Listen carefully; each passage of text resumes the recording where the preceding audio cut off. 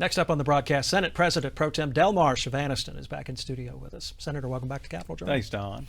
Senator, let's begin, of course, with the final day of the session. How to spend the coronavirus stimulus money from the federal government was, of course, the big order of business on the final day. You voted to concur with the governor's executive amendment, but you expressed a lot of concerns. Yeah. I think the Senate was left out of the process in the last week. Many of the items on the list that came back from the governor were things we had sent over to her for consideration. Broadband was a big one with the Senate. I think $300 million came back for that. We would like to have seen that higher. I think it's going to be a real challenge for the state going forward. Myself and two other members of the Senate will be on a committee that oversees the spending of those dollars with the governor going forward. I felt that the entire body, both in the House and the Senate, should have more participation in that. But listen, we've got a lot of folks out of work out there. I've mentioned over 400,000. We need to get to work, try to find a way to get these people's lives back to normal. So we just need to move on and see what we can do and best use that money to make that happen. In saying that you felt Senate was left out of the process, of course, Governor Ivey has said that House leadership came to her with a proposal which she put on the table. And she said on our show last weekend that you and Senate leadership had her phone number and you could have called her. Well, there again, it was a Senate bill that passed. If anything, the House should have had the courtesy to call Senator Albritton, ask him. And remember, we passed a piece of legislation 31-0 in the Senate and 76-0 in the House. We assumed, based on that everybody was content with what was said across the street. So there was no reason to negotiate. So we had no knowledge of it. We assumed we'd be coming back in and possibly overriding a veto. So we were not privy to the conversation until very late in the week, and it was unfortunate. There's a lot of mistrust right now between the Senate, the House, and the governor. But the Senate is taking the high road. It's important to the citizens of this state.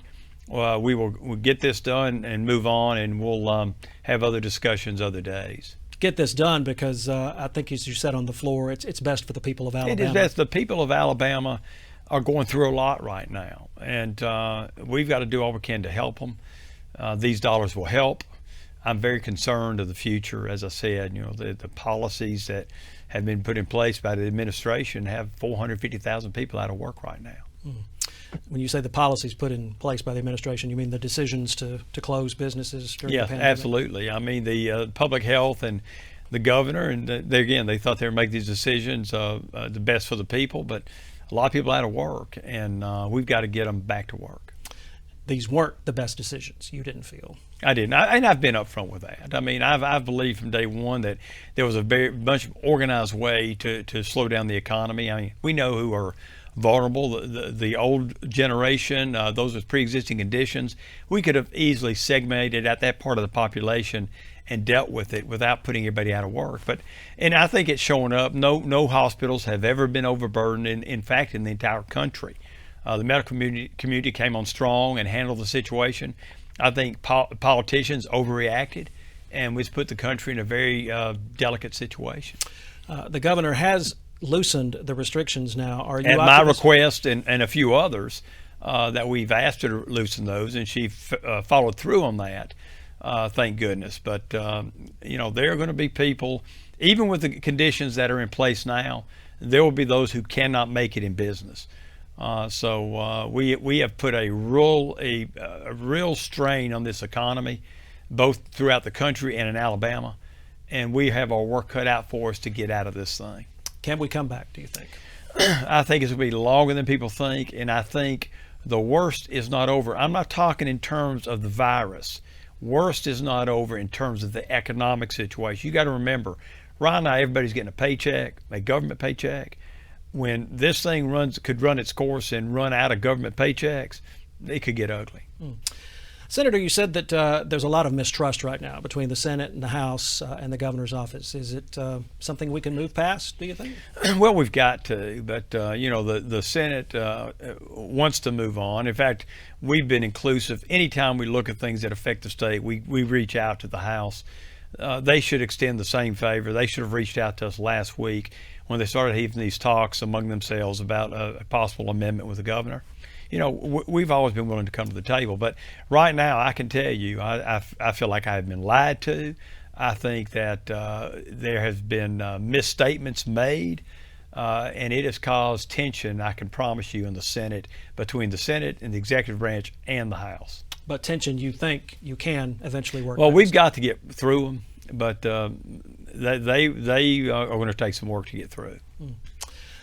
The governor's executive amendment, some contend, painted some fairly broad strokes. These were big pots of money that she specified for different things. You mentioned broadband, for instance. There was some money there, but not as much as you thought there should have been. There was one no vote, I believe, in the Senate on the executive amendment, and it was Senator Chris Elliott who expressed some of these concerns about these big pots of money and very general descriptions. Did that concern you? Well, it's very broad because, quite honestly, we're still not sure how the money can be spent.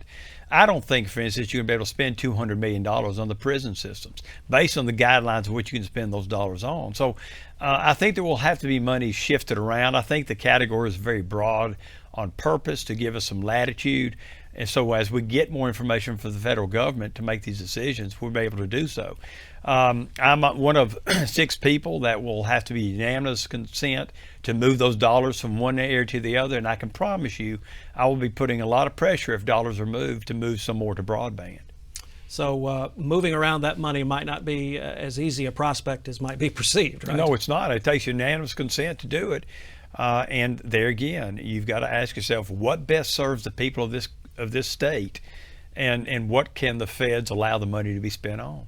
Are you with the governor, though, at least on the premise of we need to spend this money before the end of the year? We don't need to send any of it back. Well, I was there, and that's why, you know, I had worked to create a list to be able to spend all the dollars. I don't want to send any back. I think that's rightful. The people of Alabama deserve that money as much as New York or California.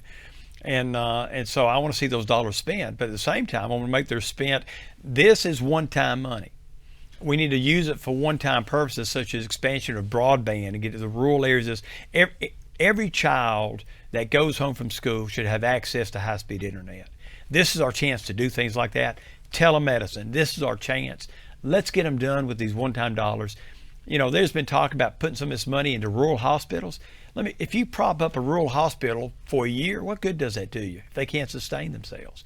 You've got to look at where the money gets you the biggest bang for the buck and does the best for the people of Alabama. I think broadband is one of those. Senator, before we close, the wish list that came out a couple of weeks ago that you helped put together, that proposed, among other things, using some of the stimulus money for a new state house, that really seemed to grab a lot of the headlines. You have stood firm by, though you were searching, that we need a new state house. We do need a new state house, but the reason it was on the list, myself, the speaker, budget chairs, and majority leaders sat in a room and made a list of anything that possibly the money could be used for, because there again, we don't want to send it back.